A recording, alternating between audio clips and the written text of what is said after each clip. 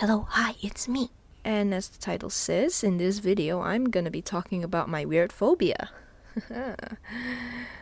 I'm aware that every phobia, in a way, is weird, but they're also kind of understandable. Like spiders, don't want to get bitten and die. Their bodies are not like what we're used to, so yeah. Thalassophobia, afraid of what unknowns lurk in the depths of the water, and the whole drowning and unknowns thing is scary. Trypophobia, closely packed holes. Usually such structures containing these are bug-infested nests, infections, and etc. And acrophobia, the fear of heights.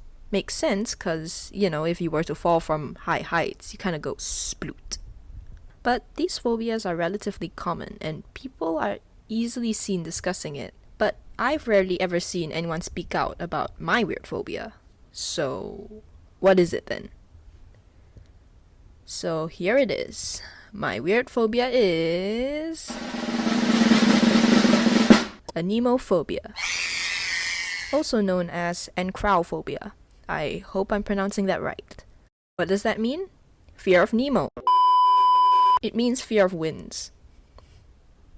Yeah. Well, there's a whole spectrum of this phobia and its severity. I'm more on the fear of strong winds. The kind where you can hear it in your ears as it whooshes by.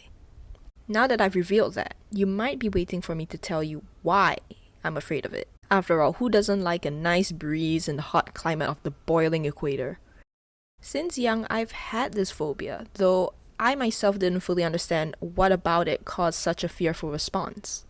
My parents assumed that I was afraid of being blown away by the wind and mildly making fun of me for thinking my chunky bag of weight could be sent into the air by a mere gust. But only more so recently did I realize and pinpoint what about it really got me panicking. I'm afraid of the wind as a destructive force. I hate feeling it push against my skin like some jet of water eroding me to dust. I hate feeling it tug at my umbrella, making me fear it's gonna break it. So how does this affect my life? Well, I'm lucky that I've grown a bit more resistant to it due to my efforts to face and withstand my fears so I don't always have bad panic attacks. But I still do have them at times. For one, I avoid looking at flags, leaves, branches, people's clothing, and other stuff that flaps in the wind. I'll squint and or look at the ground to avoid seeing it. I grab or cling to my fluttering clothes or hair and hold it in place so that it won't flap about.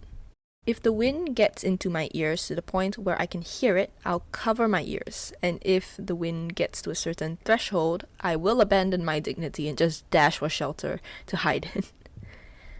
You see, I live in Singapore, which is this little speck on the equator, the tropics, where it's wet, hot, humid, and that means we get rain and heavy rain. And when there's the sudden decrease in temperature, there's wind.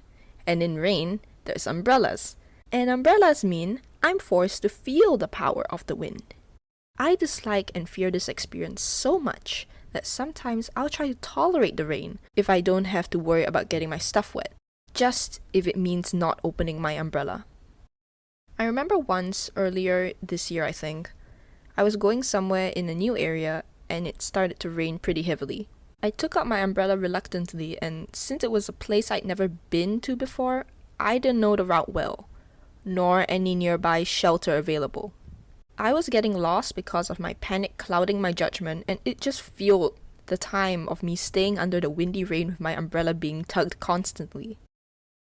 I remember standing there, clutching my umbrella so tightly and crying.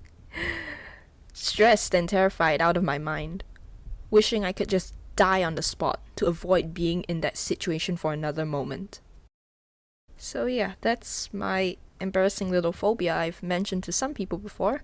I don't really hide it or anything. My friends and family in real life definitely have seen it in action, and of course not all of them understand the extent of it.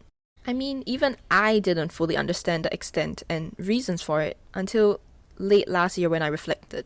I barely see anyone talk about this phobia, so I'm making this video to any anemophobes out there who really feel alone in this experience to let you know, hi, I exist, and I feel you. And also, if you Google that, you'll find a song named Anemophobia, which is kind of fun. And to anyone with a really obscure phobia, don't worry. You may feel stupid or alone in this experience, but statistically, there will be people out there like you. Phobias can be paralyzing, life-changing, or mild inconveniences. Either way, cognitive behavioral training and exposure therapy is a thing that you can actually do for yourself for free. It takes a lot of work, but it can help mitigate the worst of it. Don't be afraid to reach out to anyone in your life to help you if you need some assistance.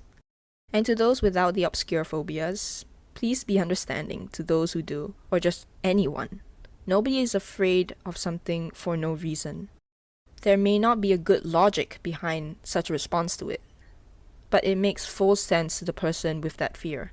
Try to listen to their experiences without judgment. Telling someone it's stupid or it's all in their head won't help. Thanks for attending my TED Talk. Take care, see you around, and have a nice mornoonevenite.